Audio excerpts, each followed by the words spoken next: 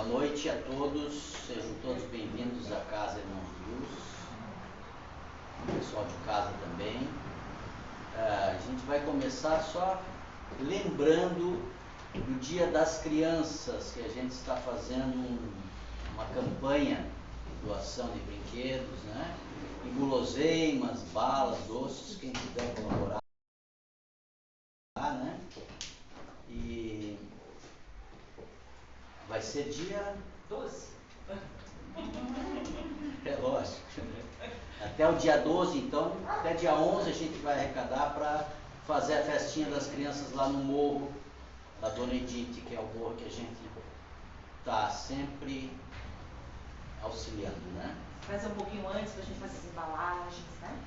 Deixar tudo pronto, preparar, levar no morro, não chegar assim Quem no mesmo. puder colaborar, a gente agradece de coração. E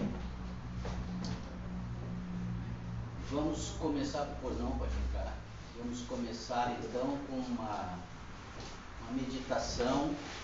Pedir que todos fechem os olhos, respirem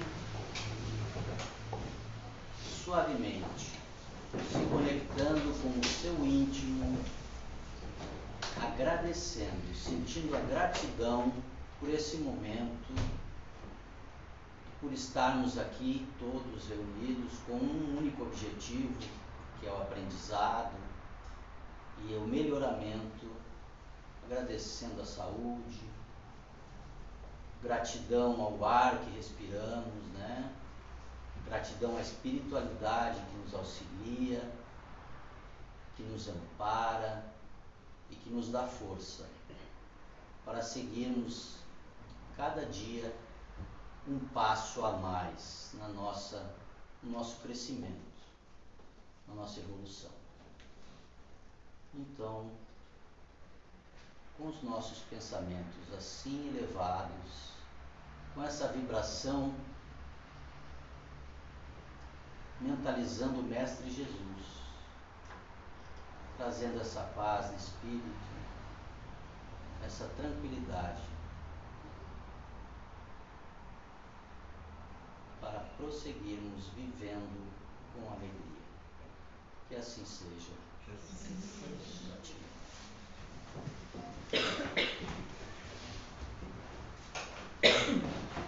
Hoje nós vamos dar sequência ao estudo do livro As Verdades Ocultas de Qumran, né? O livro aqui da casa. A gente está agora no quinto livro, o livro de José de Arimateia. Vamos fazer um apanhado geral. José, né? José de Arimateia. Todos com certeza já sabem quem foi José de Arimateia, né? Foi um juiz do Sinédrio, né? Ele era um judeu da cidade, como diz, de Arimateia, próximo à Judéia, e ele foi um mercador, um comerciante muito rico. Ele possuía embarcações, ele vendia ervas, incensos, e ele era um discípulo de Jesus. Ele não era um apóstolo, mas ele era um discípulo, porque na lei judaica sempre se previa, né, se prometia um Messias, que viria o Messias. A maioria dos juízes do Sinédrio não aceitavam Jesus. Os judeus hebreus não aceitaram Jesus como um mestre, mas tinha 2 ou 3 dentro desse. Alguns, até na Bíblia, no Velho Testamento, eles falam de senadores, mas era um título que não era, na verdade, eles não eram senadores, mas representava respeito na época, né? Eles eram juízes.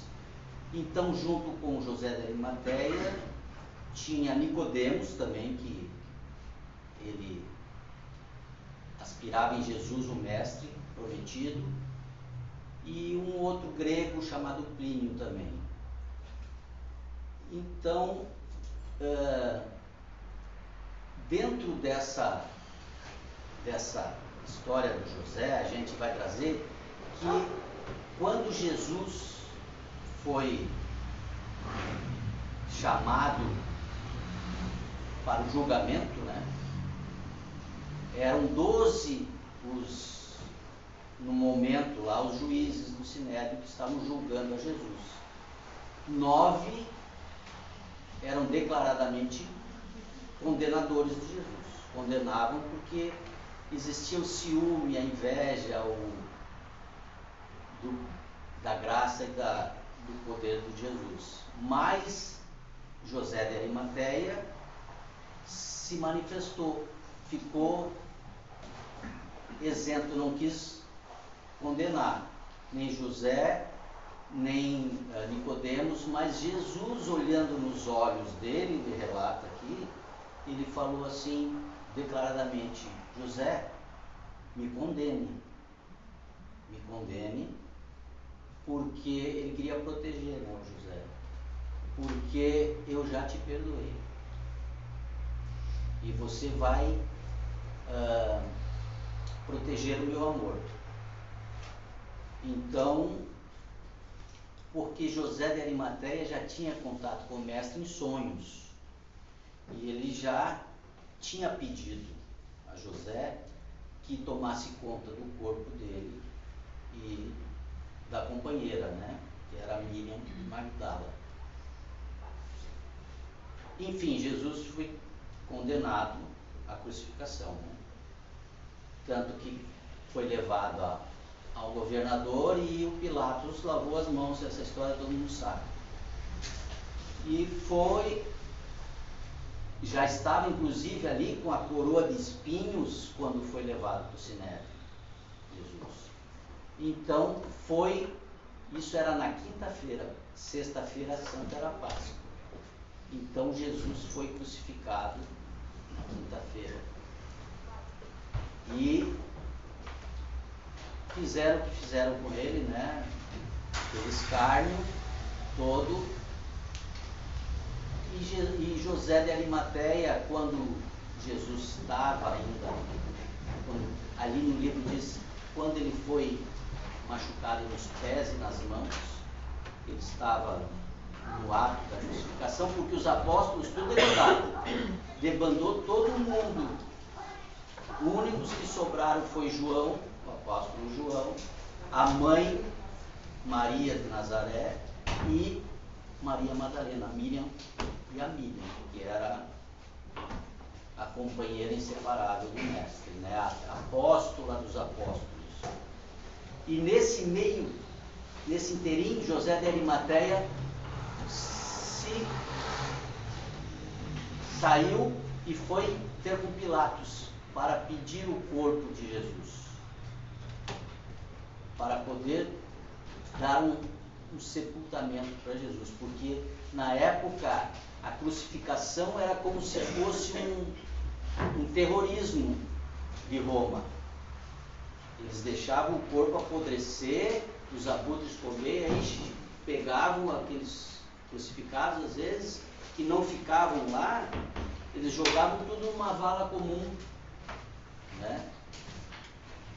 Então,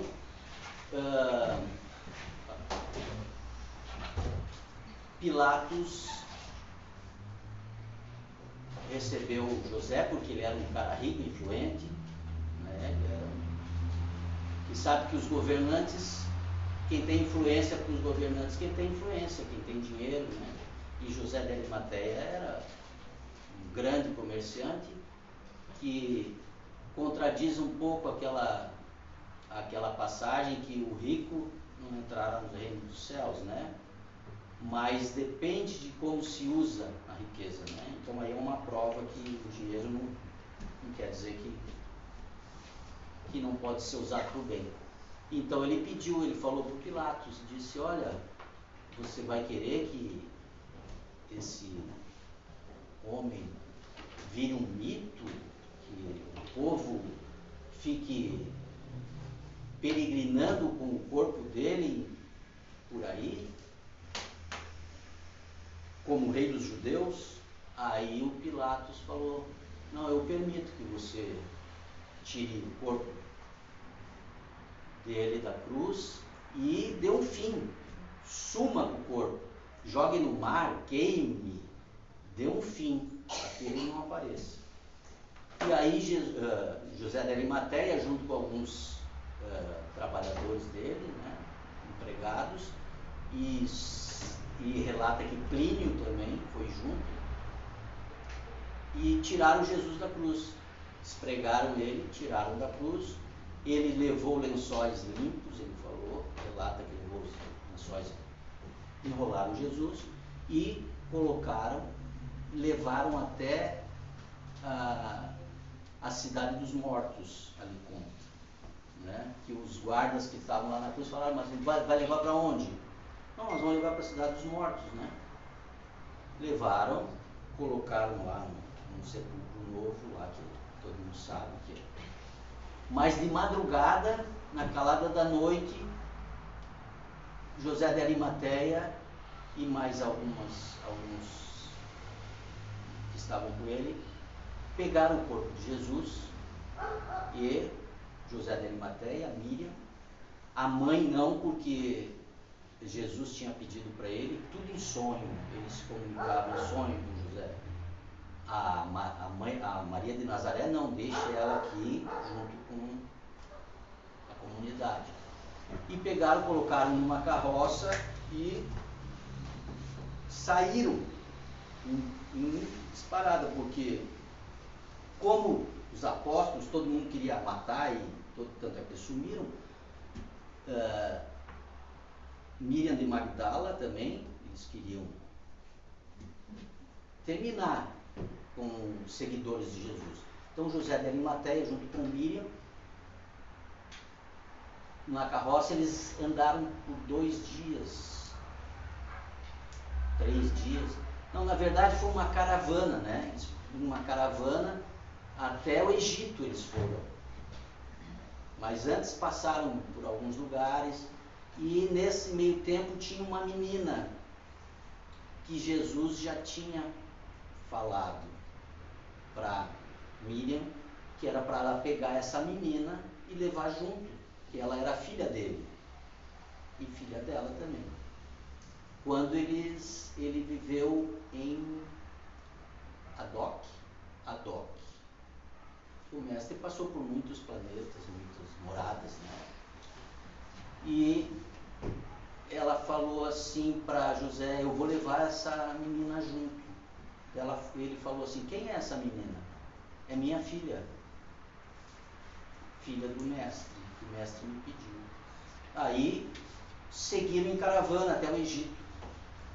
Chegando lá no Egito, encontrou também um samaritano, bons samaritanos que receberam eles, e falou assim para eles, sejam bem-vindos aqui, eu faço questão que vocês fiquem na minha casa é grande. Aí Miriam perguntou para ele, você conhecia o mestre? Daí ele falou assim, ela estava muito abalada ainda, né? Ele falou, sim, conheci o mestre quando era novo, jovem, que ele esteve aqui no Egito, e nós estudamos a gnose junto. E conversaram e pernoitaram. Logo de manhã eles saíram junto com o corpo do mestre e foram até o porto. Embarcaram numa nau para as terras da França, sul da França, onde já estava tudo previsto já, né? Então foi a Miriam com a menina, José de Arimateia, alguns serviçais dele, e ele levou muitas coisas, porque ele já era um mercador.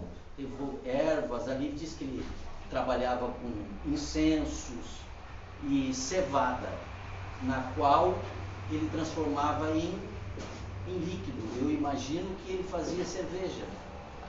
Então ali ele foi se mantendo, foram vendendo alguma coisa para... Chegando no sul da França, que é a famosa Areias Brancas, ele disse assim, Miriam, aqui é a tua terra, que é conhecida por Mary de la Mer, né?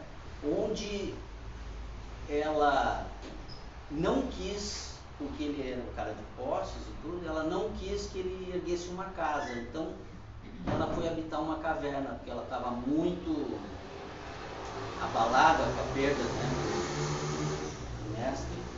E ali nessa caverna, onde conta no livro também, que ela adotou, ela amparou muitas crianças abandonadas, filhas de escravos, crianças que eram deixadas ao léu. Então José ficou um tempo ali com ela para organizar em questão de alimento e tal.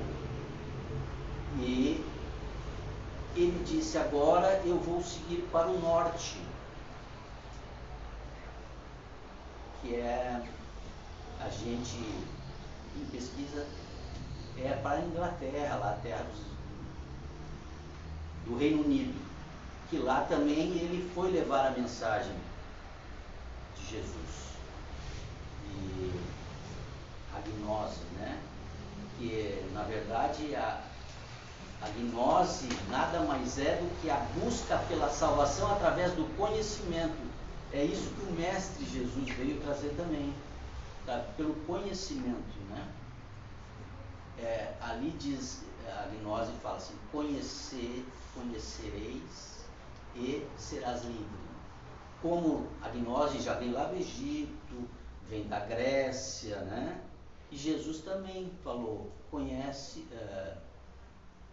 conhecereis a verdade e a verdade te libertará. Então, aí, o grande objetivo é a evolução interior, né? Conhecer o interior, a alma. Então, a gnose, na verdade, Jesus aprendeu a gnose, mas ensinou muito. Ele tinha muito saber, né? Inclusive com 12 anos a gente sabe que ele foi lá no Sinédrio e deu aula para os doutos da lei, né?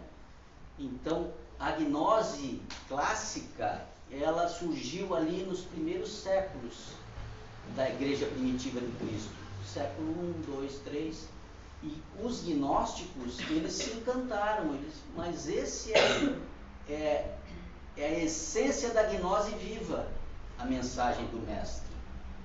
Então, tem gente que pensa: a gnose é coisa... Não, a gnose é conhecimento, é o conhecer a si mesmo.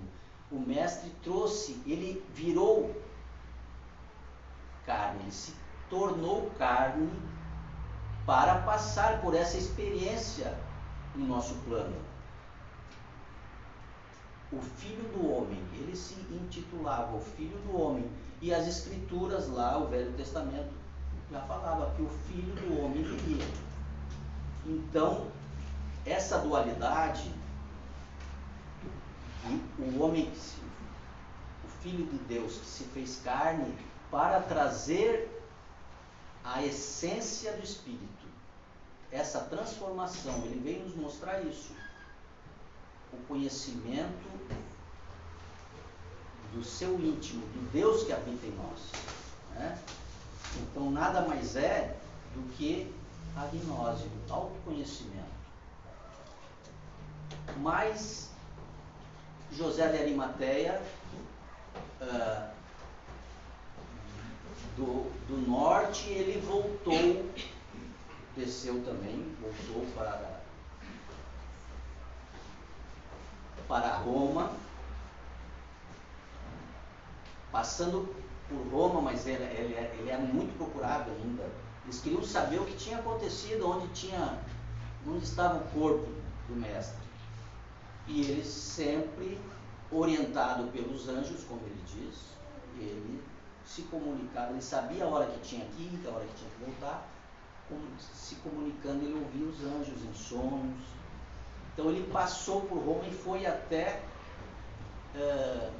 Chipre, que também em sonho Jesus falou: você vai encontrar um homem negro que precisa aprender as coisas contigo e te ensinar outras verdades também. que era Lucas de Antioquia, né? Que é na Turquia, mas é tudo lá, é tudo muito perto, né? Então, chegando lá, ele se encontrou com esse Lucas, e ele falou, logo se reconheceram, eu sou Lucas. Ele falou, sim, eu venho aprender contigo as coisas do mestre. Daí ele falou assim, eu quero aprender contigo o mestre, as coisas que o mestre ensinou depois de morto. Eu acompanhei ele em vida. Foi um dos contatos de Lucas, foi no Sermão do Monte. Lucas acompanhava tudo de longe, assim, porque era um conhecimento que ele ia repassar depois, esse ensinamento, em suas anotações. Daí ele falou, José falou para ele, não, mas Jesus não morreu, não existe a morte, né? Daí Lucas falou, sim, sabiamente, o mestre também já me falou que não existe a morte. Então, essas verdades é que às vezes contradizem e chocam um pouco, né, a nossa cultura ocidental, que foca na ressurreição da carne do mestre. Isso não vai diminuir em nada a divindade dele.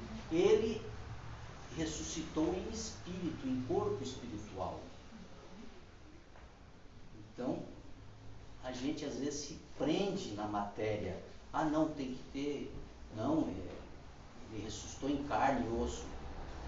A verdade, a semente dele é a mensagem. É isso que nós temos que reviver cada dia, né? A mensagem é o que importa. Esse livro, ele às vezes vai contrapor outros livros. A própria Bíblia, dentro dela existe questionamentos, não vou dizer contradições, mas que desperta alguma, digamos, dúvida questionável, porque nem tudo é história. O Jesus histórico foi apagado. A gente sabe ali, como falei, dos 12 anos que ele foi no Sinédrio, mas depois sumiu. A igreja de Roma apagou tudo e só aparece ali aos 30 dos 33, que é o ministério de Jesus. Então tentaram apagar tudo, mas graças que tem os livros apócrifos, né? As Verdades Ocultas não deixa de ser um livro apócrifo atual. São mensagens que eram para ser chegadas nesse momento. A gente não quer dizer que a nossa verdade é absoluta, mas a verdade do mestre é absoluta. Não importa por que via, por que caminho que a gente vai trilhar. O importante é que a chegada é a mesma. Como falo, a mensagem da imortalidade da alma, do reino espiritual, como o mestre dizia, meu reino não é desse mundo, né? A riqueza não é desse mundo. Então a gente sempre focando na mensagem. Claro, tem muita coisa interessante, muitos estudiosos podem confirmar com essa literatura, através de outros livros também, porque os evangelhos, o evangelho já diz a boa nova, né? Jesus veio trazer essa boa mensagem, essa nova visão, a nova ordem do mundo. Aqueles 4 livros, só aqueles são verdade. E são 100 e poucos livros que não entraram no cânon, que tem muita verdade, né? Então, a gente busca isso. Não querer impor nada, mas que a gente desperte e leia, pesquise e veja as possibilidades que esse universo de informações trazem para nós, buscando sempre a imortalidade da alma, para justificar a nossa existência, a justificar a bondade de Deus, a justiça, né? Como a gente sempre fala, uma existência única não corrobora, não tem explicação de a gente ter um único tempo ali que vai dizer se você é merecedor ou não da salvação. O que é a salvação, né? É o conhecimento, é a iluminação interior. Então, esse é o legado do Mestre, trazer essa iluminação interior, nós buscarmos dentro de nós a mensagem do divino, como o Evangelho segundo o Espiritismo nos fala lá, que as leis divinas, nessa questão 621, que Kardec pergunta ao Espírito da Verdade, onde estão as leis de Deus, né? Onde estão as leis naturais, as leis divinas? E a resposta lá é 2 palavrinhas: na consciência. Então, está dentro de nós já. A partícula divina já tem em cada um de nós a nossa genética divina. Nós queiramos ou não, nós somos obra de Deus. Como hoje ainda estava questionando com uma pessoa, ela falou assim: então você é darwiniano, é da teoria do Big Bang. Eu falei: meu bem, mas o Big Bang não nega a existência de Deus. O grande arquiteto está por trás disso. A grande inteligência como diz o livro do Pai Joaquim, o Big Bang, quando aconteceu, foi um acúmulo de tanto amor divino que aquilo se explodiu no que é isso hoje. Porque aquela explosão do Big Bang, que na verdade não é uma explosão, é uma expansão, ali seria, fisicamente falando, a matéria e a antimatéria, não ia sobrar nada, ia se anular. Mas sobrou esse imensidão de universos e mundos e galáxias que a gente não tem nem noção, né? Que aquele microscópio Hubble, aquele não consegue ver até uma parte, mas é imensidão. Isso tudo fisicamente a ciência não explica. Isso seria humanamente impossível, cientificamente impossível sobrar alguma coisa, porque antimatéria e matéria se completam ali, e mesmo assim sobrou isso tudo. Então eles não entendem, a nossa mente humana não entende a divina, a mente divina, que é muito complexa. A ciência vai chegar, já está chegando a comprovar que Deus existe, que a partícula divina existe, que está em tudo, mas mesmo assim, se a gente não quer, não acredita. O ser humano pode, como a Luf sempre fala, Jesus pode vir se materializar aqui na frente e tu vira as costas depois, é como se nada, não acreditou, não, isso foi uma ilusão. Então, a gente é incrédulo, né? Somos materialistas ao extremo. A gente se acha espiritualista, procura estudar, mas no fundo o ser humano é extremamente materialista ainda. A gente está muito longe de virar anjo, né? Por isso essa nossa oportunidade de estar aqui agora, ser grato por estar vivendo essa existência, aprendendo e estudando. E para quem tem esse entendimento, que vamos ter que retornar N vezes é um conforto, né? Porque Deus não é esse injusto que tu vai arder no fogo do inferno para sempre, porque tu errou, porque tu não seguiu a lei dele. Inclusive, é difícil entender que o próprio mal trabalha para o bem, trabalha para Deus. Porque se Deus é onipotente, onisciente, Ele sabe tudo, Ele poderia fazer um mundo perfeito, sem mal, mas qual seria a nossa parte? Né?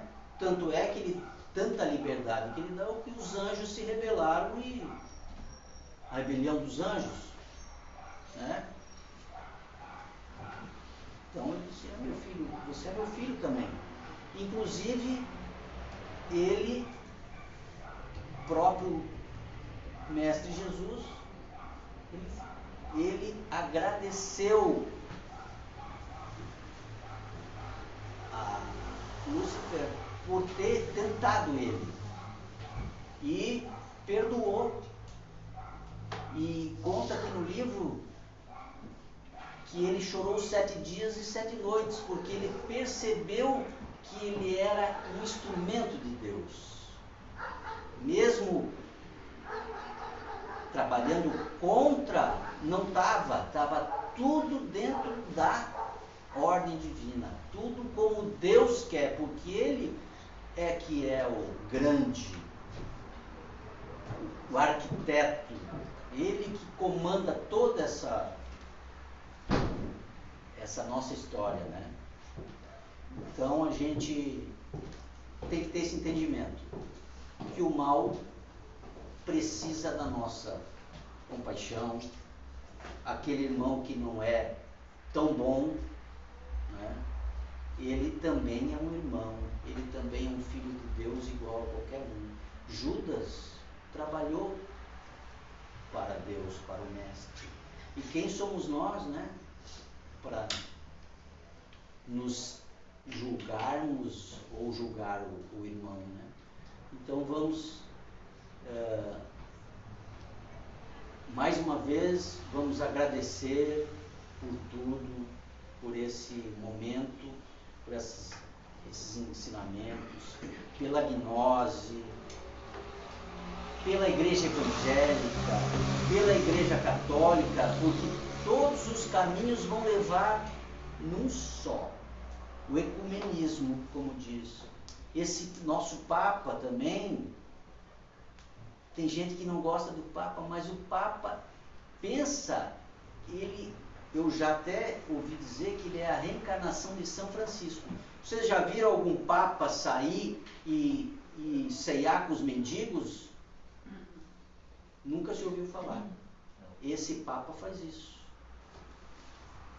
Ele é um fora da curva, é um exemplo. Então vamos agradecer que, apesar de tudo que a gente está passando, né, esse momento de caos e de medo, tudo tem um propósito. A gente não pode se abalar, deixar na mão do Criador que tudo isso tem um propósito, que é, mesmo que a gente, como diz Lucas, o Apocalipse, ele não é o fim, é a transformação do ser humano, a transformação do planeta. Esse Apocalipse que a gente aprende, que bota medo, que vai acabar tudo, não. Apocalipse é esse momento de transição do nosso planeta de prova e expiação para a regeneração. Então, eu queria agradecer, gratidão a todos, o pessoal de casa,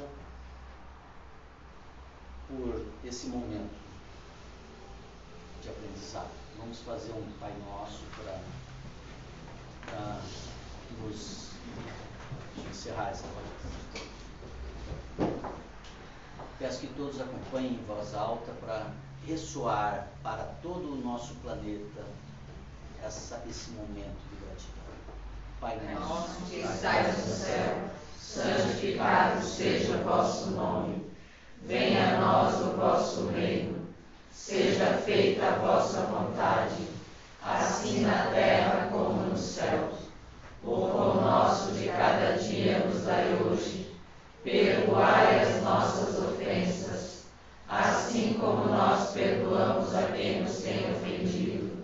E não nos deixeis cair em tentação, mas livrai-nos do mal. Pois teu é o reino, o poder e a glória para todos sempre.